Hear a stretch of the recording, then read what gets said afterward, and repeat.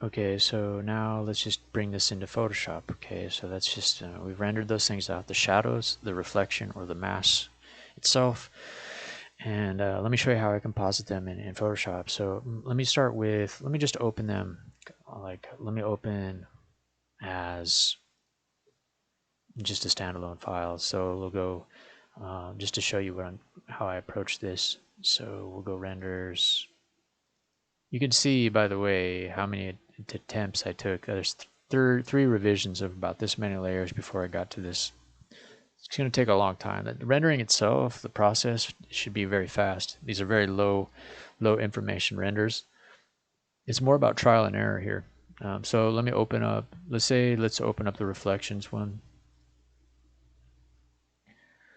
Okay, so this is the first kind of issue, right? Is like, well, this isn't going to help me if I need to bring just the reflections and I say I want to be able to change the background and this and that. Well, this is not going to help me. So we'll talk about that in a second. I'm also going to just place linked here the shadows. Okay, so that's the shadows layer, right? So now let me just, maybe the best way to handle this is just to show you what I want to show. Let's bring this into, I will open up, let's bring it into here. Okay, let's place the project in here. I'll turn Mr. Roam off and the fake shadows. And let's go ahead and place first the, I'll place the shadows. And let's just talk about this real quick. So I say this is your scene. I'm going to not move anything, first of all, because if I have other layers where I use the exact same render mode, I can just bring them in and they'll come in right on top of it. In this case, no, because of this reflection bit. We'll talk about that in a second. What I want to do here, though, is just show you how to knock out that white. So I've got this. I'll use the multiply. Okay, so that's beautiful, right? That's already pretty convincing. Okay, this is in some regard already works. I like it in a way it's more simple than the kind of, right, this becomes a little, this is almost convoluted compared to this. So again, it's up to you, but this is the thing. Now, how do I get the reflection onto that buildings without the rest of that business? Now that's the next kind of the tricky thing. The way that I did it was I use a technique. I know this is the camera view that I want. What I do is I'm going to hide these elements,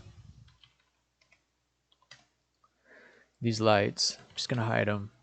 I need this green. I want this green. I want this green to use it as a color information, to use color select by color. So I'm going to view capture. I already have done it, so I'll bring this. But what I would do is view capture to file here.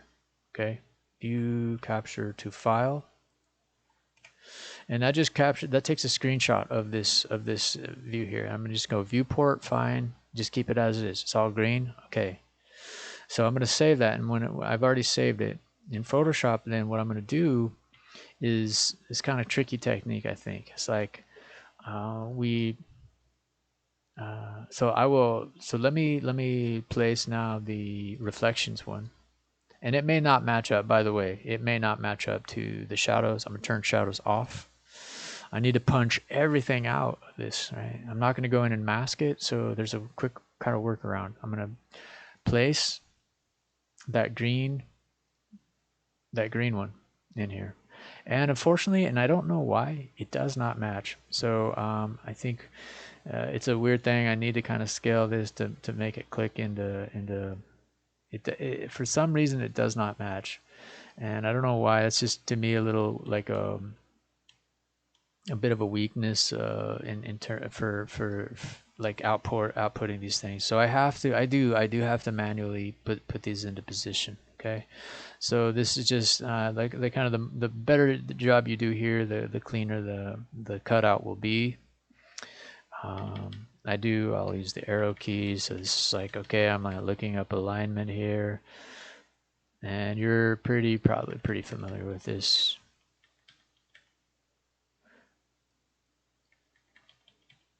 I'll line these up pretty well. I might even accept that. I might even turn the opacity on a little bit just to see how I've done. Okay, yeah, that looks good. In fact, that's an interesting image itself, right, with the green. So now I have the green. I'm now going to I'm making sure I've got the green selected as a layer, and I'm going to select color range. And I'm just going to click with the eyedropper on this. Oh, what's going on? Cancel. Let me make sure I am. Let me see. Oh, let me turn the other layers off. For some reason, it's picking up.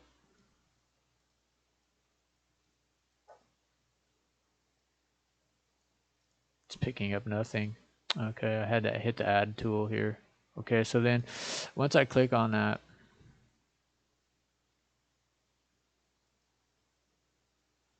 I'm going to click on all of these kind of elements, right? All of the little range, and that's good, right? It's giving a preview of what it's knocking out, right?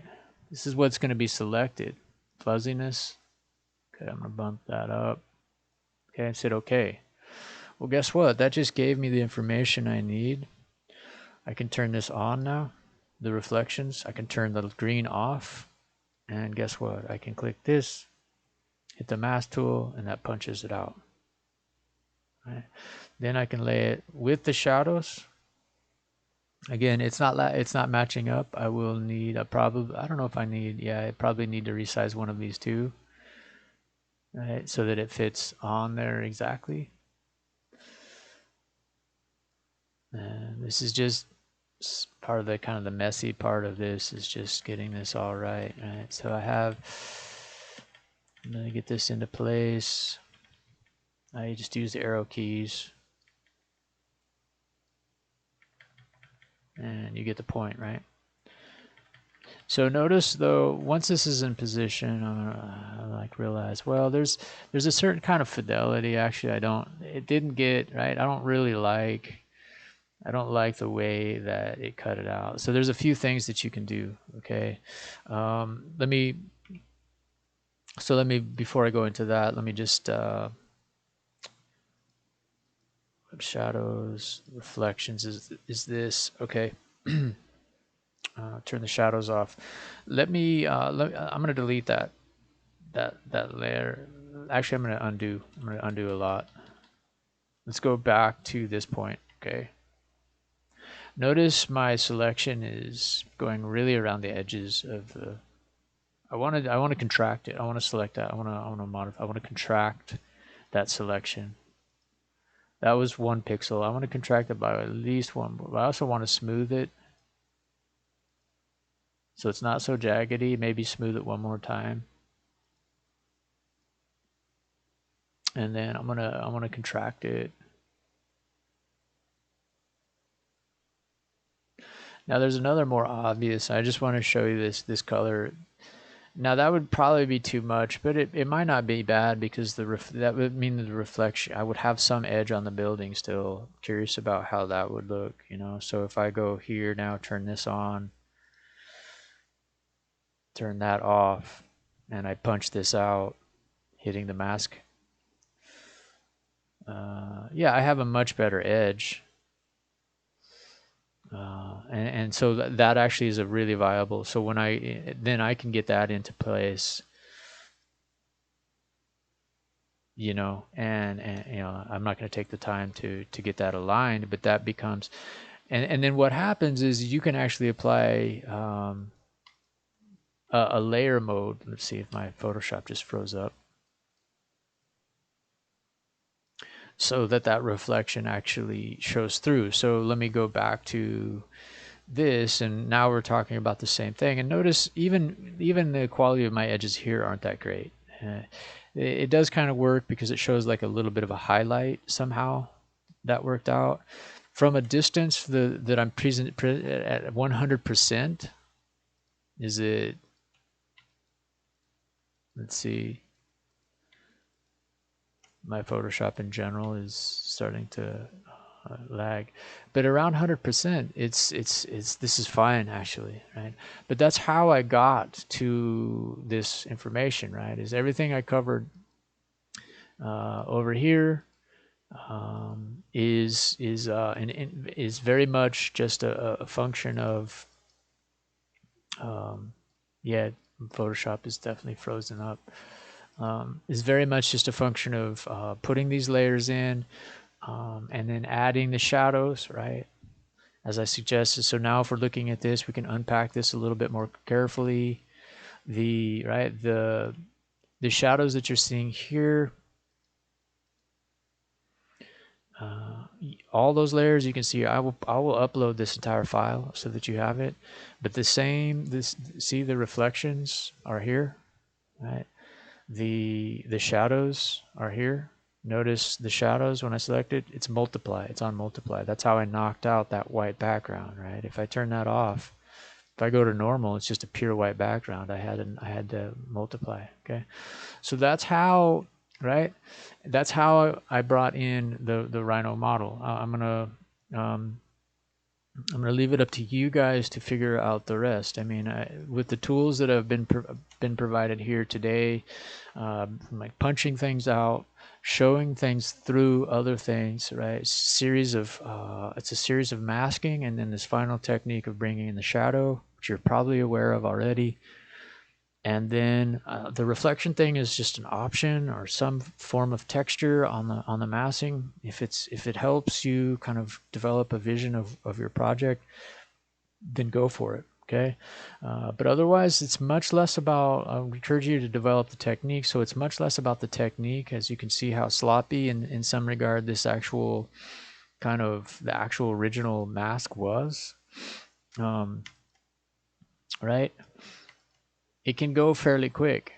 I would encourage you to do an even better job than this. And then I guess the final thing is just the idea of using curves to stabilize the image. How I use curves. Notice how many curves I've added in here, and that's just done to alter the level of intensity or the shadow quality, you know, to try to get these whole thing to blend together. So I'm constantly adding curves. Here I use the curve to bump up the shadow, right? To intensify the shadow. I probably have 10 curves in here, right? But I'm applying the curves directly below to the layer directly below it, right? So always directly below it. So I have control of every kind of like level of composite that I've added here. Every collage element has like its own curve. And the whole point is to equalize the curves. I mean, if we look at this carefully, this image here, the one I added is a little too bright. It's a little too clean, honestly, compared to the cityscape of everything else. I would probably go in next and kind of start to work with the background, like the bottom, the farm, the gardens, the community gardens. I would probably bump those down to a kind of heavier tone, and even the buildings themselves, I'd try to get them a little grittier. Sure, still a little, but maybe, you know, if it's utopic, maybe this is also the idea here too. But personally, I would take this to the next level and try to equalize the image to a higher degree.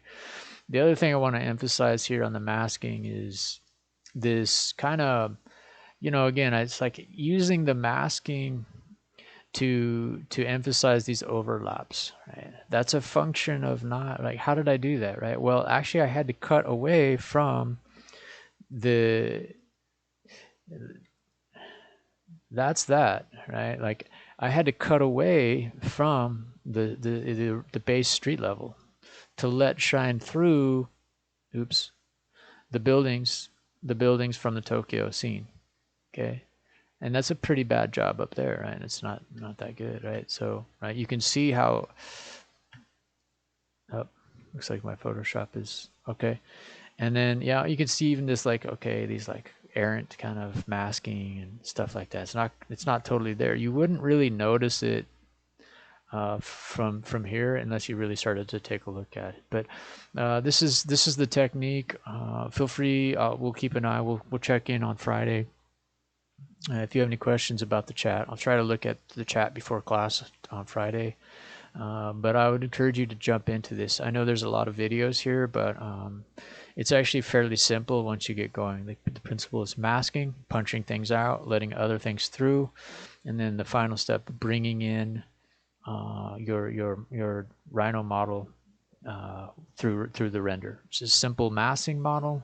In this case, I used the reflections and then the shadows that give us the convincing, right? The convincing us that the shadows are aligned to the way the sun is working in this scene. Okay, so we'll leave it at that, and good luck with the project. Thank you.